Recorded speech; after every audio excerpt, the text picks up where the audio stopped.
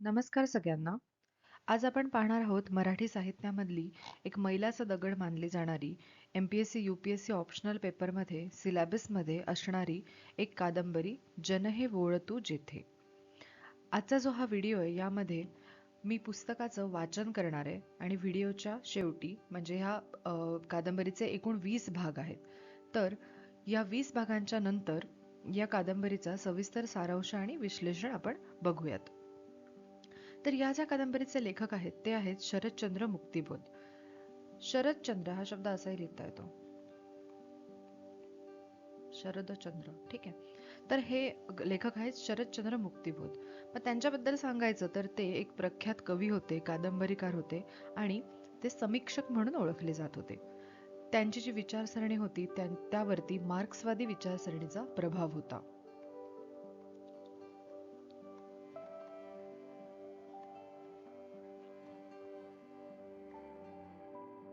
मग असं असल्यामुळे मुक्तिबोधांनी आपल्या साहित्यामधनं मानवी मुक्तीचा आणि सामाजिक समतेचा विचार मांडला.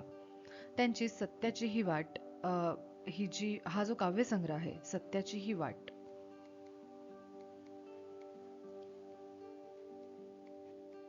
हा जो काव्यसंग्रह आहे याला साहित्य अकादमीचा पुरस्कारही मिळाला आहे.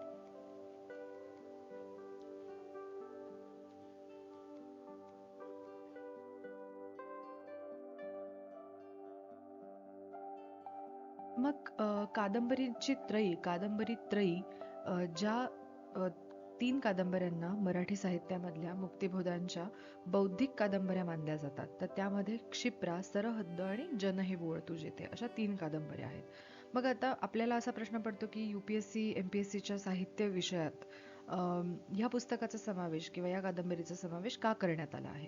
कारण की अ, ही जी कादंबरी आहे हिचा जो कालखंड आहे तो स्वातंत्र्यापूर्वी आणि स्वातंत्र्योत्तर काळातील बदलत्या समाजाचं चित्रण आहे. स्वातंत्र्यापूर्वीचा काही काळ आणि स्वातंत्र्योत्तर काळातल्या बदलत्या भारतीय समाजाचं चित्रण आहे. मग त्या काळामध्ये सुशिक्षित मध्यमवर्गीय तरुणांच्या मनामध्ये खूप वैचारिक द्वंद्व किंवा गोंधळ चालायचा आणि या ध्येयवादाला लेखकानं खूप प्रभावीपणे या कादंबरीत मांडलं आहे. मग व्यष्टी आणि समष्टी म्हणजे काय, व्यक्ती आणि समाज यांचा जो एकमेकांशी संबंध आहे तो आणि त्यातनं मानवी मूल्यांचा शोध कसा घ्यायचा याचं दर्शन आपल्याला ही कादंबरी घडवते. आणि मुक्तिबोधांची चिंतनशील आणि विश्लेषणात्मक भाषाशैली जी आहे ती विद्यार्थ्यांना भाषेच्या अभ्यासासाठी उपयुक्त आहे. म्हणून आपल्याला ही कादंबरी या UPSC MPSC ऑप्शनल पेपरमध्ये अभ्यासाला आहे. तर आता आपण सुरू करूयात जन हे वोळ तू जेथे, शरदचंद्र मुक्तिबोध यांच्या कादंबरीचा भाग 1. गाडीनं वेग धरला. शेतानी झाडं भराभर मागे पडू लागली. सारं काही मागं राहिलं. मन मोकळं झालं, सताड झालं. 2 तासानंतर आई भेटणार आहे, सुमा भेटणार आहे. पण त्याचं मनाला काहीच वाटत नाही. कमळ सुद्धा जणू कुठेतरी लांब निघून गेली आहे. सुख वाटत नाही, दुःख वाटत नाही. विचारांचे तरंगते कण सुद्धा डोक्यात नाहीत. मन चलनवलन रहित आणि निसंग होऊन गेलं आहे. समोर दृश्य धावतायत, फक्त दृश्य भासतायत. विश्वास टक लावून समोर बघत होता. वटारल्यासारखे खोल डोळे, गालहाडं वर आलेली आणि ओठांवर मिशांची किंचित लव. गाडीच्या तालावर शरीर किंचित हालत असलेलं. गाडी बराच वेळ झपाट्यानं अंतर कापीत होती. मग तिनं दीर्घ कर्णकटू किंकाळी दिली. विश्वास दचकून भानावर आला. बाजूला हात टेकून त्यानं आपला तोर सावरला. गाडीची गती हळूहळू कमी होऊ लागली. समोरची शेतं, झाडं आता मंद गतीनं मागं सरकू लागली. काही वेळानं गाडी दाट झाडीत शिरली आणि डब्यात एकदम मंद हिरवा प्रकाश पसरला. मग गाडी अगदी हळू सरकत राहिली आणि शेवटी एक जोरदार हिसका देऊन जागच्या जागी थांबली. इंजिनच्या धुराबरोबर शेकडो लोकांचा गोंगाट कोलाहल एकदमच आत शिरला आणि क्षणार्धात निरनिराळ्या आवाजांनी डबा गजबजून गेला. विश्वास सावकाश उठला. त्यानं खिडकीबाहेर डोकावून पाहिलं. शेकडो डोकी डब्याशी गर्दी करत होती. दांड्याला धरून लोंबकळत होती. खिडक्यांना भरून आत शिरायला धडपडत होती. त्यानं मान आणखी बाहेर काढून सारा फलाट न्याहाळला. गावठी जनतेचा जणू पूर लोटला होता आणि आत शिरायला एकेका डब्याशी टकरावत होता. आजूबाजूच्या झाडीतून खेडूत स्त्री-पुरुष मंडळी बोचकी सावरीत धावत बाहेर पडत होती आणि गाडीच्या रोखानं आरडाओरडा करीत गर्दीत मिसळून जात होती. विश्वासने दार उघडून हळूच पायाखालच्या गर्दीत उडी घेतली. दांड्याला लोंबकळत पायदानावर पाय ठेवायचा प्रयत्न करीत त्यानं जमिनीवर पाय टेकले. गर्दीतून वाट काढीत तो दूर जाऊन खांबाला टेकून उभा राहिला आणि समोरच्या गर्दीकडे बघू लागला. हिरव्यागार घनदाट झाडीत लपलेलं हे एक लहानसं खेडं. छोट्याशा पुलावर गाडी उभी असलेली. पुलाखालून दुतर्फा झाडीत लपलेला ओढा खळाळत असलेला. ओढ्याच्या पलीकडे झाडी मागून वर गेलेला टेकडीवजा उंचवटा. काही माणसं त्या उंचवट्याच्या मागून वर येत होती. उंचवट्याच्या टोकावर त्यांची काळीभोर घामेजलेली तोंड उन्हात चमकताना दिसत होती. मग हळूहळू टेकाडं उतरून झाडीत दिसेनाशी होत होती आणि पुन्हा काही वेळानंतर अलीकडच्या झाडीतून ती एकदम प्रकट होत होती आणि गाडीच्या दिशेनं धाव घेत होती. गाडीनं एक लांब लचक शिटी दिली. तसा कलकलाट एकदम वाढला. लोक जीव तोडून या डब्याकडून त्या डब्याकडे धावू लागले. विश्वासनं आपली शिणलेली दृष्टी बाजूस वळवली. झाडी पलीकडच्या उन्हात चमकणाऱ्या टेकाडाकडं तो बघू लागला. टेकाडामागून एक उघडं बोडकं डोकं वर आलं आणि नंतर एक निकर घातलेली उंच व्यक्ती टोकावर उभी असलेली दिसली. पाठोपाठ एक कुत्र्याचं पिलू झाप टाकून वर आलं आणि क्षणभर टवकारल्या कानांनी मान उंच करून भोवतालचा परिसर निरखू लागलं. दुसऱ्या क्षणी त्या पिलानं खाली झेप घेतली आणि खालच्या झाडीत ते दिसेनासं झालं. ती व्यक्ती देखील भराभर उतरून झाडीत दिसेनाशी झाली. विश्वास कुतूहलानं अलीकडच्या झाडीकडे बघू लागला. काही वेळानंतर ते कुत्रं जवळच्या झाडीतून एकदम बाहेर झेपावलं आणि गाडीच्या रोखानं धावू लागलं. मागोमाग साखळी ओढीत ती निकरवाली व्यक्ती देखील गाडीकडे धावली. ते दोघं नेमके विश्वासच्या डब्याजवळ येऊन उभे झाले. गर्दीत शिरू लागले. हिरवी झंडी बगलेत मारून गार्ड पलीकडच्या टोकाला उभा होता. त्यानं जोरात शिटी दिली. चलो सुलतान, घुसो अंदर, असं म्हणत त्या व्यक्तीनं कुत्रं बगलेत घेतलं आणि एकदम रेटारेटीला सुरुवात केली. मळकट, घामट, लंबोडकं, भरगच्च तोंड, लांबच लांब नाक, ब्रशवजा केस, खाकी निकरमध्ये कसाबसा कोंबलेला कळकट शर्ट, पोटावर दोरीनं करकचून बांधलेली निकर, कॅनव्हासच्या फाटक्या जोड्यातून डोकावणारा अंगठा, केस, भुवया, सर्व शरीर धुळीनं माखलेलं. दांड्याला लोंबकाळून ती व्यक्ती सर्वांना बाजूस रेटीत जबरदस्तीनं डब्यात शिरली.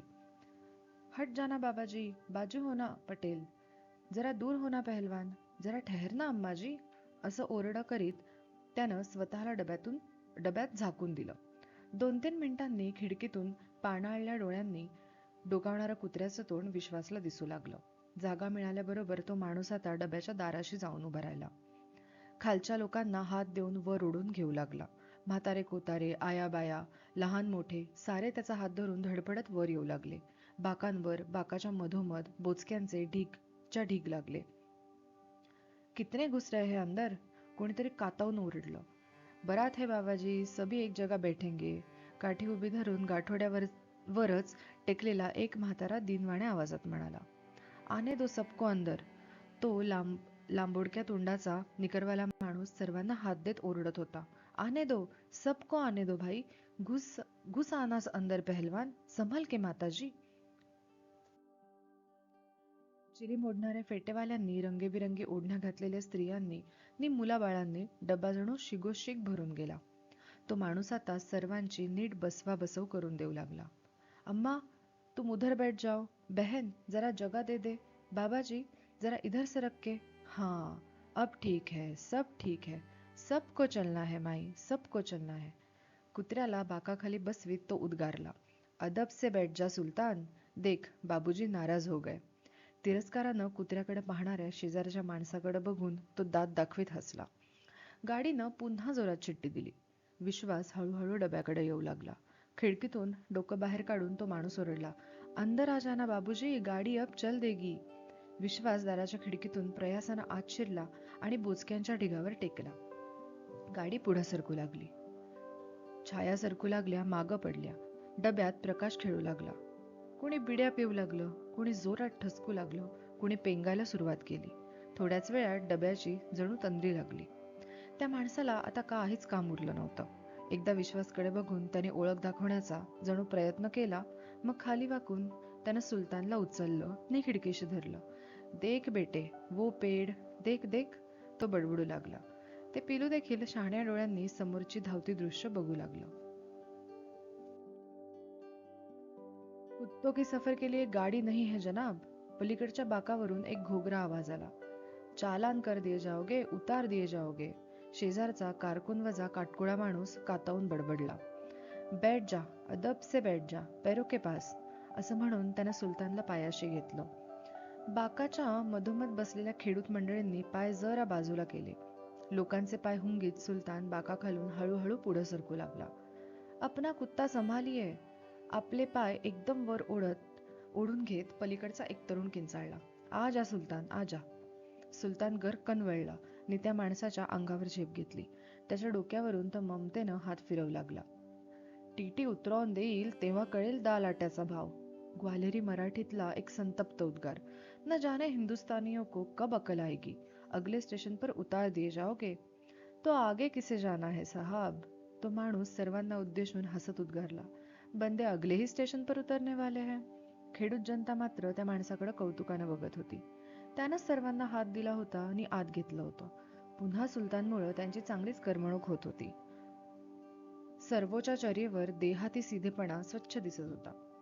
विश्वासची नजर त्या खेडूतांवरच खिळली होती. काय, कुठं जाणार रावसाहेब. विश्वासनं दचकून त्या माणसाकडे पाहिलं. कुठं जाणार रावसाहेब. तो पुन्हा सस्मित नजरेनं घरगुती आवाजात विचारत होता. घामट, बडबड्या, गबाळचंद हा माणूस स्वच्छ मराठी बोलतो. विश्वासच्या मनाची स्तब्धता अजून मोडत नव्हती. तो नुसत्या त्या व्यक्तीकडं शून्य नजरेनं बघत होता. काय, कुठं जाणार. आपण कुठे जाणार. किंचित उसळून विश्वासनं विचारलं. मी. तो माणूस अगदी मनमोकळेपणानं हसला. पाहूया, बघू एक दोन स्टेशन नंतर. चुकून गाडीत बसलात की काय. काही ठरवलेलं. अहो, ठरलेलं काय असतं. आपण लाख ठरवू. पण त्या माणसाकडं विश्वासनं निरखून पाहिलं. तो मनपूर्वक बोलत होता. उपहासाची, उपरोधाची छटा त्याच्या चेहऱ्यावर यत्किंचितही नव्हती. विक्षिप्त वल्ली, जगन्मित्र वृत्ती आणि मराठी बोलतो. विश्वास जरा गडबडला. म्हणून पिशवीतून पुस्तक काढून त्यावर दृष्टी रोखून बसला. परंतु फार वेळ अशा स्थितीत असणं त्याला जमलं नाही. त्यानं पुस्तक मिटलं आणि समोरच्या माणसाकडं तो निर्भेळ कुतूहलानं बघू लागला. तो माणूस यावेळी भोवतालच्या जगाकडे विशेष आपुलकीनं बघत होता. सुलतानच्या मानेवरून ममतेनं हात फिरवित होता. विश्वासकडे बघून तो किंचित हसला. दे बेटा. दत्तोपंतांना पंजा दे. विश्वास जोरात मागे सरकला. आवाज शक्य तितका तीव्र करीत तो म्हणाला. माझं नाव दत्तोपंत नव्हे, विश्वास आहे. तो माणूस पुन्हा हसला. एकूण एकच, दत्तात्रय काय, विश्वास काय. आता हेच बघा, माझं नाव सदाशिव, पण ही खेडूत माणसं कोणत्या नावानं हाक मारतात माहितीये. म्हणता गरीबदास. का, बोचलं ना खड्यासारखं नाव. बरोबर आहे, तुमची नावं वेगळी, आमची वेगळी. पण आता मला सांगा, नावात काय आहे. सदाशिवराव प्रश्नार्थक नजरेनं विश्वासकडे बघू लागला. विश्वास त्याच्याकडे रोखून पाहत होता. सुलतान, ये बेटा इकडे. साहेब नाराज झाले. विक्षिप्त असेल काय. एखादा स्क्रू ढिल्ला असेल काय, की नुसताच खेडवळ आहे, अघळ-पघळ आहे. अशी किती माणसं असतील जगात. घरी कोण कोण, काय करतात. सदाशिवरावानं पुन्हा घरगुती सुरात चौकशी केली. विश्वासला रिकामटेकड्या चौकशीचा फार राग आला होता. पण भीड मोडवत नव्हती. त्यांना थोडक्यात माहिती दिली. अच्छा अच्छा, बापूंचे चिरंजीव काय. गंमत पहा, मी सुद्धा त्यांना ओळखत होतो. विश्वास सर्द झाला. याला तर उभ्या जगाचीच माहिती दिसते. सदाशिवराव काही काळ विचारमग्न झाल्यासारखा दिसला. मग उमजल्यासारखी चर्या करून तो म्हणाला. तर मग बरोबर, आम्ही तरी त्यांना संतच समजत होतो. विश्वासने चपापून त्याच्याकडे पाहिले. चर्या तर सद्भावयुक्त दिसत होती. कोणाला. संदर्भ विसरून विश्वासनं विचारलं. तुमच्या वडिलांना. हो. मौज अशी की ते सुद्धा दुःखातच मेले. सदाशिवरावांनी किंचित हसून उत्तर दिलं. त्यात मौज कोणती दिसली तुम्हाला. कासावीस होत विश्वासनं विचारलं. विश्वास गडबडला, अस्वस्थ झाला. किंचित संशयानं सदाशिवरावाकडे बघू लागला.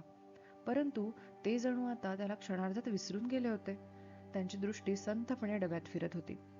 कुत्रं मुटकुळं करून त्यांच्या पायाशी झोपलं होतं.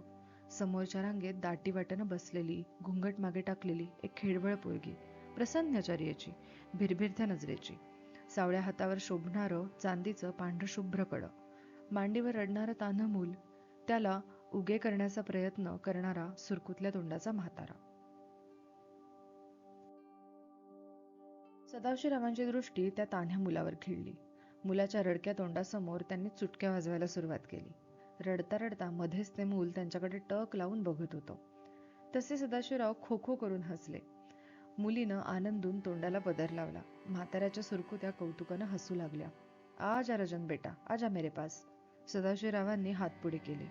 मुलानं टकलावून बघितले आणि नंतर एकदम झेप घेतली. पोराला त्यांनी पटकन उचललं आणि उभ्या उभ्या झोके देऊ लागले. काळसावळं पोर खदखदून हसू लागलं. त्याचं तोंड भिजून चिंब झालं होतं. काळजाचे फराटे गालावर ओढले गेले होते. लाळ सारखी गळत होती. सदाशिवरावांच्या खांद्यावर सुद्धा थोडीशी गळाली होती. शेजारचे सद्गृहस्थ कौतुकाने उद्गारले, बच्चा तो बादशाह होता है, उसे काहे की फिक्र. डब्यातील समस्त खेडूत मंडळींना सदाशिवरावाचं हे कृत्य मनापासून आवडत होतं. पोराबरोबर ते सुद्धा हो हो करून हसत होते.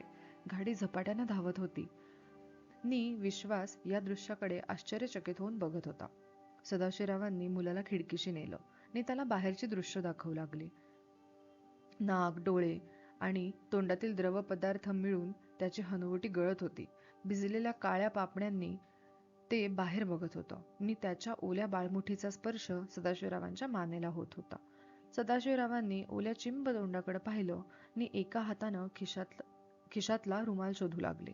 निकरचे दोन्ही खिसे चपापले. मग ते इकडे तिकडे बघू लागले. शेवटी पोराला घेऊन पुन्हा उभे राहिले.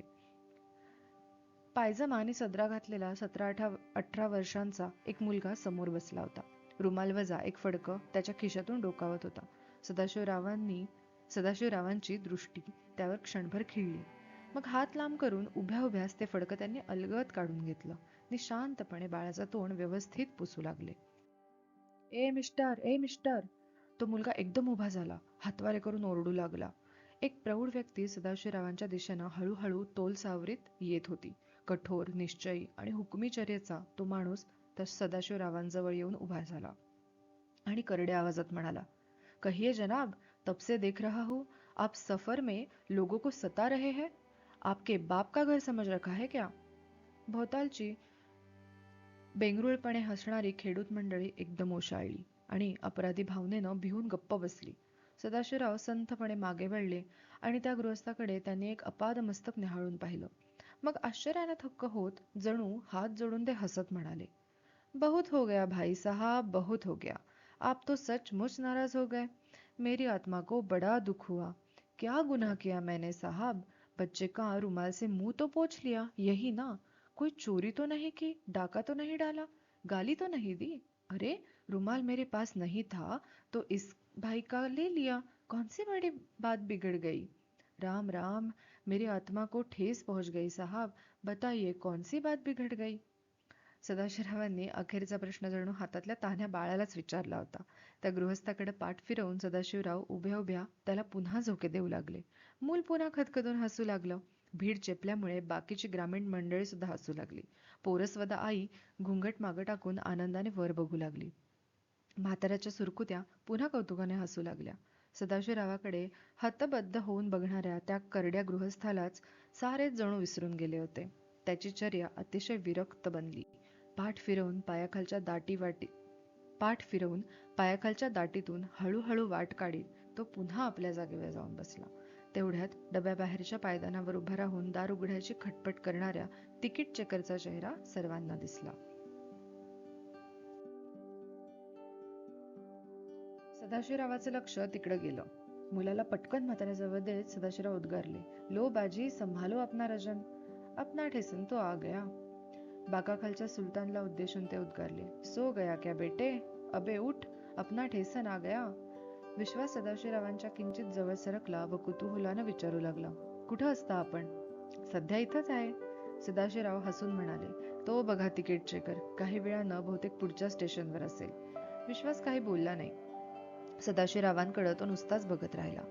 एकेका खेडूताला गुरकावीत तिकीट चेकर पुढे पुढे सरकत होता.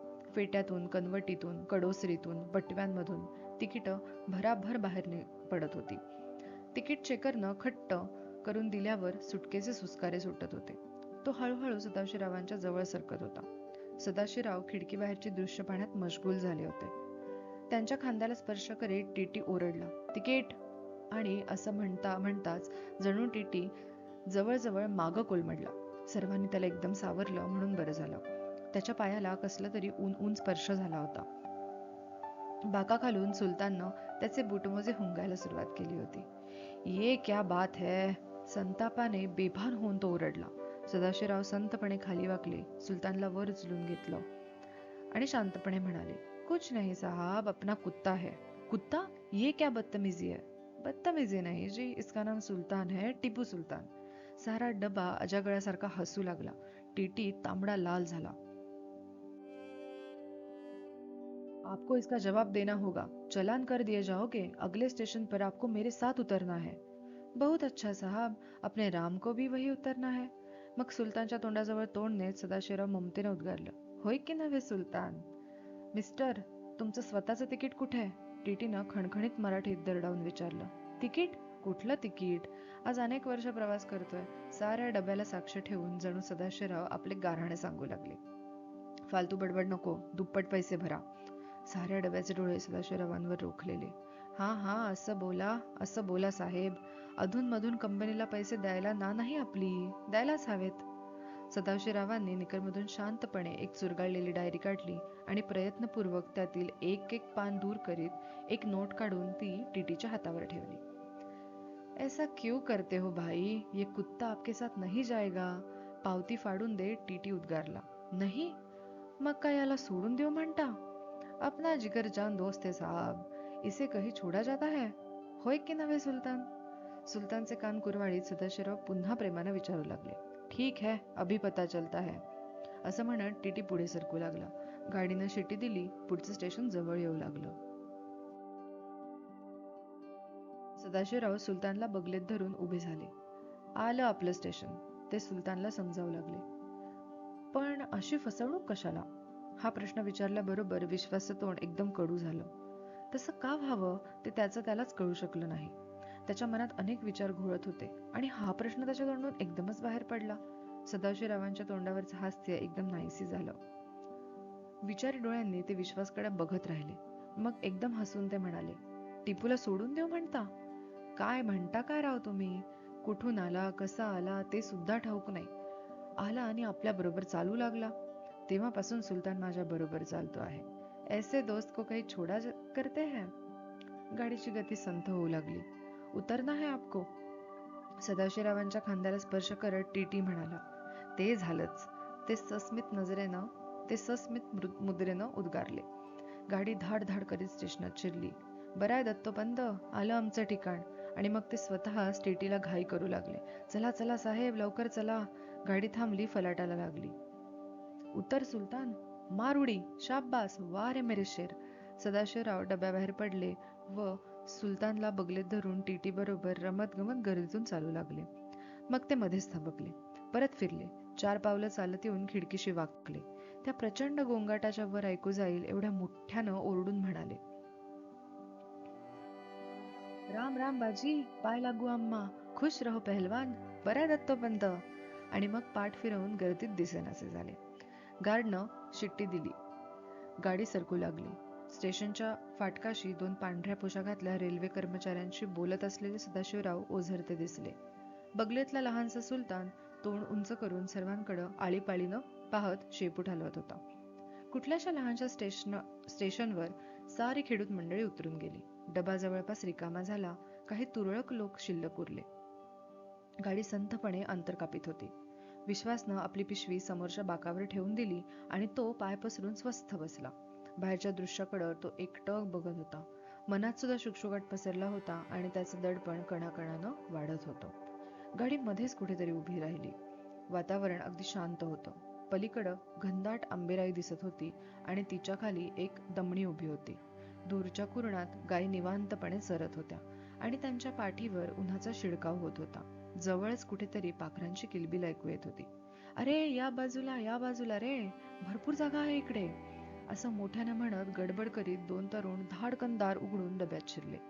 एक डब्याशीच उभा राहिला नि बाहेर डोकावू लागला. त्याची पाठ विश्वासकडे होती. त्याने उंची कोट घातलेला नि त्याचे केस कपाळावर रुळत होते. दुसरा जाड भिंगांमधून पाहत संथपणे चांगलीशी जागा शोधू लागला. त्यानं पलीकडच्या खिडकीजवळची जागा पसंत केली.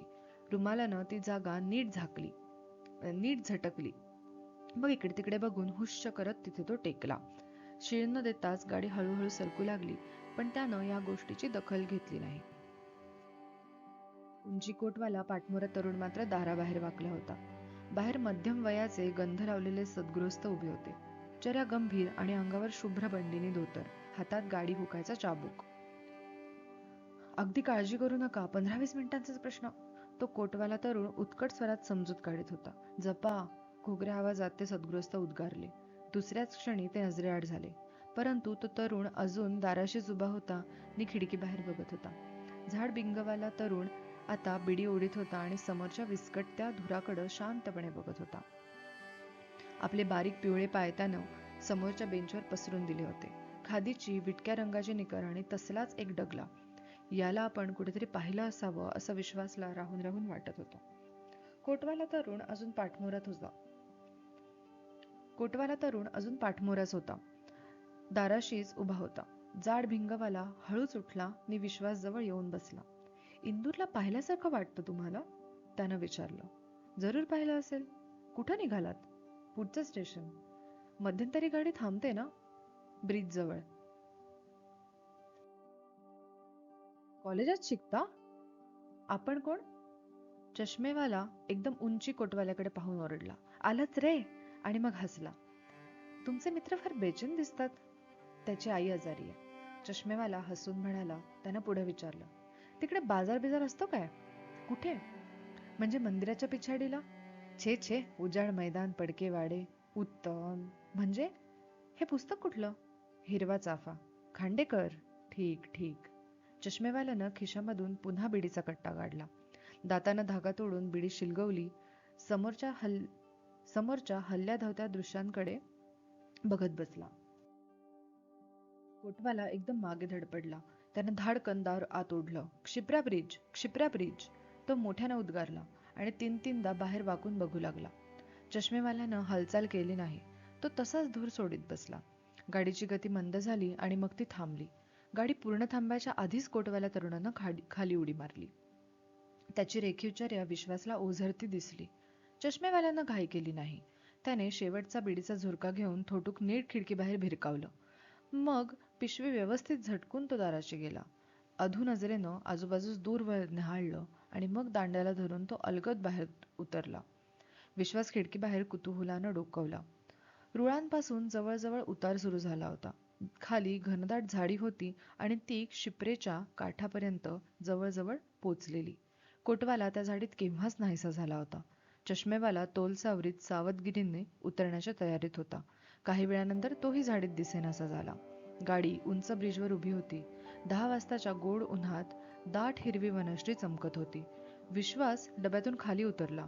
बाजूच्या वाटेनं चालत जाऊन ब्रिजजवळ उभा झाला. क्षिप्रेचा निळा प्रवाह पिवळ्या मऊ उन्हात चमकत होता. विश्वासनं वर पाहिलं. निळ्या आभाळावर घनदाट हिरव्या डहाळ्या झुळझुळत होत्या. तो झाडाला टेकून उभा झाला. खाली पाहू लागला. क्षिप्रेच्या संथ प्रवाहावर त्याची दृष्टी खिळली. त्यानं खिशातून रुमाल काढला, तोंडावरून फिरवला. मग खिशातून 1 पैसा काढून प्रवाहाच्या मधोमध भिरकावून दिला. पुन्हा झाडाला टेकून तो उभा झाला. खिशातून पुन्हा रुमाल काढला. आपणाला असं काय होतं आहे? आनंद. आनंद? गाडीनं हळू सरकायला सुरुवात केली. ते लक्षात येताच तो धावला आणि डबा गाठला. गाडीनं धाड धाड करीत पूल ओलांडला. आंबेराया, शेतं भराभर मागे पडू लागली. कोटवाला आणि चष्मेवाला दुरून ओझरते दिसले. कोटवाला लगबगीनं पुढं धावत होता आणि बराच मागे पडलेला चष्मेवाला सावकाश अंतर कापीत होता. गाडीनं अकस्मात वेध घेतला. 2 मालगाड्यांच्या मधून धावताना धाड धाड असा स्फोटासारखा अत्यंत कर्णकटू आवाज करीत गाडीनं एक प्रदीर्घ किंकाळी फोडली. थोड्याच वेळात आणि फलाटावरच्या घनदाट गर्दीत व धुराच्या गदारोळात एक जबरदस्त हिसका देऊन गाडी हुश्श करीत ठाम उभी झाली. विश्वास उतरला आणि गर्दीत मिसळला.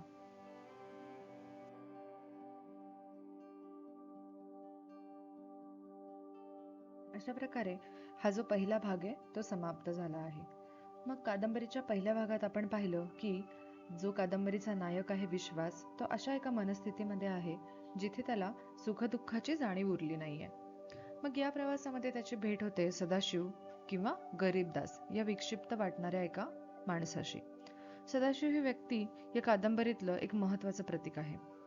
रेल्वेच्या डब्यात तो ज्या प्रकारे अनोळखी खेळताना मदत करतोय किंवा रडणाऱ्या बाळाचं तोंड पुसतोय किंवा दुसऱ्याचा रुमाल हक्काने वापरतोय आणि टीटीशी वाद घालतोय का, तर आपल्या सुलतान नावाच्या कुत्र्यासाठी, याच्यातून त्याची जगन्मित्र अशी वृत्ती दिसून येते.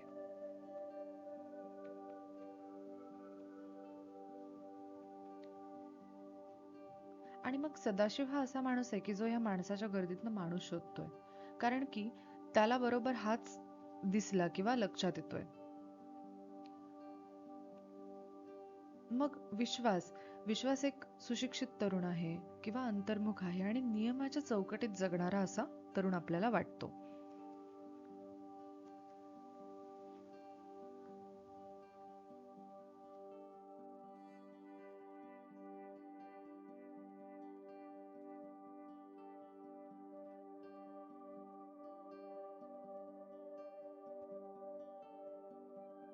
पण मग ह्या सदाशिवचं वागणं जरी सुरुवातीला त्याला खूप विक्षिप्त वाटत असलं, तरी ज्या पद्धतीची सहजता त्याच्यामध्ये आहे, त्याच्याने विश्वास हा खूप प्रभावित होतो. आणि मग तो असा उल्लेख करतो की ते दुःखातच मेले, तर ह्यावरती विश्वास विचार करायला लागतो. मग जेव्हा भाग संपतोय, म्हणजे जेव्हा आता आपण शेवटच्या स्लाइड्स बघितल्या, तर तेव्हा गाडी क्षिप्रा नदीच्या पुलावरती उभी राहते आणि तिथे दोन तरुण जे आईच्या काळजीने व्याकुळ झाले आहेत आणि एक एक आईच्या काळजीने व्याकुळ झाला आहे आणि एक काय करतोय, तर शांतपणे आपली आपली बिडी ओढतोय. तर मग ही अशी विविध छटा आहेत आयुष्यातनं, की त्यात दोन पद्धतीची लोक आपल्याला दाखवली आहेत. मग विश्वास जेव्हा गर्दीमध्ये उतरलाय, तर तेव्हा त्याच्या मनामध्ये विचारांचा काहूल असेल आणि सदाशिवच्या रूपानं त्याला माणुसकीचा एक नवीन वस्तुपाठ मिळालाय असं आपल्याला वाटतं. ठीक आहे. आणि सुरुवातीला एक सांगायचं मी विसरले की ही जी कादंबरी आहे, म्हणजे ह्या कादंबरीचं जे नाव आहे, जन हे वोळ तू जेथे.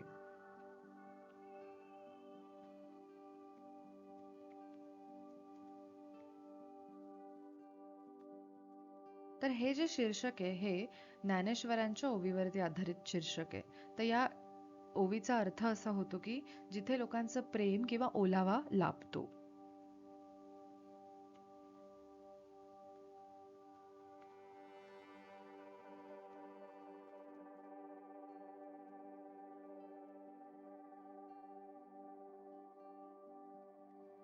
ठीक आहे, म्हणजे जन हे वोळ तू जेथे. जन हे वळ तू जिथे म्हणजे जन जिथे वळतात असा त्याचा अर्थ नाहीये, तर जिथे लोकांचे प्रेम किंवा ओलावा लाभतो असा त्याचा अर्थ आहे.